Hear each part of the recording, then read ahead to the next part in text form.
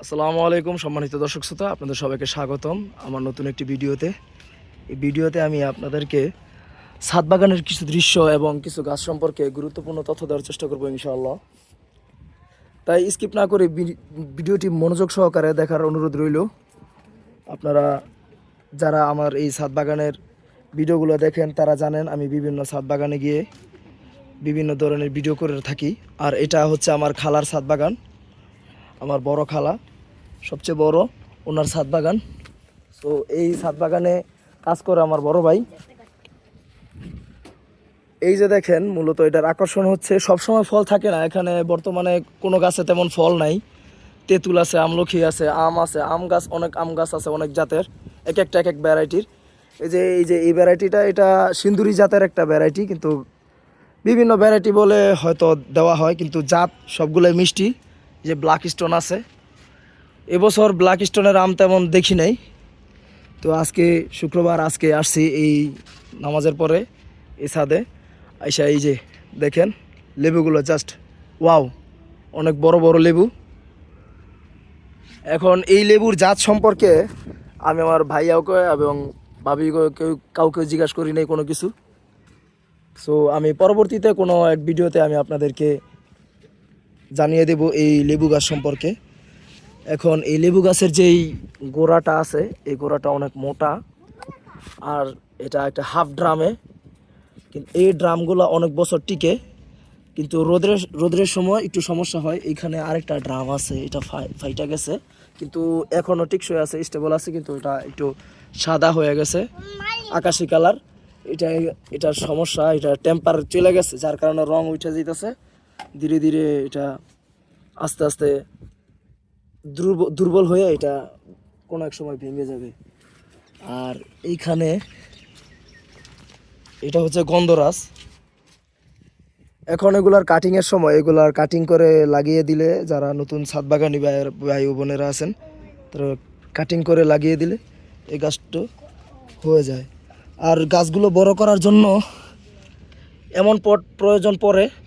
আর এখানে নিমাটোড বলতে একটা রোগ আছে, গাছের শিকড়ে হয় এই নিমাটোড, এগুলার মেডিসিন পাওয়া যায়।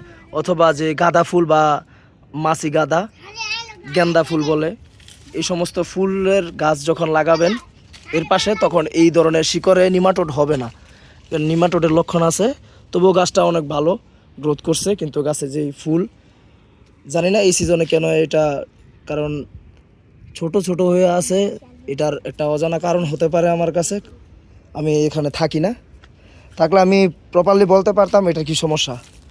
আর পাশে এগুলো পাথরকুচি, এগুলো ফুলের সিজন আছে, এগুলার ফুল হয় শীতকালে হয়। আর এখানে খাকরান কচি, এগুলো খাওয়া হয় অনেক, এগুলারও ফুল অনেক সুন্দর হয়, একটা গোড়ার ভিতর একটা ফুল হয়। এখানে সবেদা গাছ আছে, এটা 12 মাসে সবেদার সাইজগুলো একটু ছোট ছোট হয়, এটা 12 মাস হয়, একটু ছোট ছোট হয়। আর গোল্ডেন ডট সেট, এটা হইতাছে আপেল, বেন্ডিং হয় না, প্রুনিংও হয় না। সো যেভাবে লাগানো আছে, মানে বিশাল বড় এক জিও ব্যাগের ভিতরে 60 গ্যালন, সম্ভবত 60 গ্যালন, হ্যাঁ সম্ভবত 60 গ্যালনই, আমার কাছে 45 গ্যালন, এগুলো 60 গ্যালন করে। গাছটা অনেক বড় হয়েছে। এই গাছটার থেকে শুধুমাত্র যে কোনো একটা লিডার ব্রাঞ্চ রাখার পর এই গাছটা, এই যে এখন যদি গুটি কলম বাঁধা হয় গাছে, তাহলে এই যে দেখেন রুট বের হয়ে গেছে। যদি গুটি কলম করা হয় তাহলে এই গাছটা থেকে অনেকগুলো গাছ বের করা যাবে। এই যে ডেডউড মারা গেছে, এই যে শাখাগুলো, এই যে শাখা প্রশাখা মারা গেছে, শুকায় গেছে। এটা গোল্ডেন ডট সেট আপেল। যারা বাংলাদেশে বিভিন্ন আপেল নিয়ে কাজ করে তারা চিনে এই গাছটাকে। আর এই পাশে আমলকি গাছ আছে, আর পাশে তেঁতুল গাছ। এই যে আপনাদেরকে একটা জিনিস দেখায়, অনেকে একটু চিনতে ভুল করে, আমলকি গাছ এবং তেঁতুল গাছ। এই যে এটা হইতাছে তেঁতুল গাছ, আমলকি গাছ, চিকন চিকন পাতা, আর পাতা লম্বাটে হয়। আর তেঁতুল যেটা একটু মোটা হয়, আর পাতা যে ওগুলো একটু ছোট ছোট হয়। আর তেঁতুলের এই যে আমার বাগিনা ওই বলতেছে তেঁতুলের যেই পাতাটা, ওই পাতা যদি কেউ চিবিয়ে খায় তখন টক টক লাগে। আর এই পাশে দেখেন, এখন দেখেন এই যে এখানে বেগুন গুলো একটু বড় ড্রামেই করছে ওরা বেগুন। এর থেকে বেশি বড় হয়, কিন্তু ওরা যেহেতু পরিচর্যা কম করে যার কারণে এমন।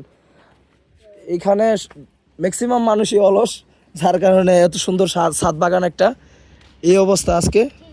কিন্তু যখন আমের মৌসুম হয় তখন আর বোঝা যায় না এই বাড়িতে কেউ অলস কিনা, বোঝা যায় সবাই এই গাছে অনেক কিছু দিচ্ছে যার কারণে এমন হয়েছে। এত আম হয়েছে, আম হয়, প্রচুর আম হয়। আর এখানে সামনে এই মুরগি আর অনেক কিছু পালে। কিন্তু আজকে ছাদ বাগানে আইসা আমার এই লেবু গাছটা দেখে অনেক ভালো লাগছে। মাশাআল্লাহ, আলহামদুলিল্লাহ, নেয়ামত অনেক বড়, লেবুটাও অনেক বড়। আর এখানে অনেক মাটি লাগানো আছে, মাটি দিয়ে গাছ লাগানো আছে। আমার ছাদ বাগানে আমি মাটি লাগাই না, আমি বালি এবং মাটি 50-50 করে লাগাই। আর এখানে ওরা ডাইরেক্টলি মাটি লাগাইছে, মাটির ভিতরে পুষ্টির গুষ্টি সব, বালির ভিতরে কিছুই নেই। তবু আলহামদুলিল্লাহ আমি ওই সার দেওয়ার কারণে আমার গুলোতে এমন হয়, ফল ফলাদি অনেক ভালো হয়। এইখানে মিষ্টি আলুর গাছ আছে, এই যে দেখেন, আলু বাহিরে, আলুও বাহিরে, গাছও বাহিরে, সব বাহিরে। যেহেতু আম গাছের নিচে লাগাইছে, আবার এই যে পানি দিতেছে, অ্যালোভেরা গাছ লাগাইছে ছোট একটা। ওরা শিখতেছে, ওরা করতেছে, দেখতেছে, কারণ ওদের তো এত এখানে ছাদের উপরে এত বড় জায়গা নাই, যতটুকু আছে ততটুকু করতেছে। ধন্যবাদ সবাইকে ভিডিওটি শেষ পর্যন্ত দেখার জন্য। আপনাদের সাথে আবার সামনের কোনো ভিডিওতে দেখা হবে ইনশাআল্লাহ। ভালো থাকবেন, সুস্থ থাকবেন। আসসালামু আলাইকুম।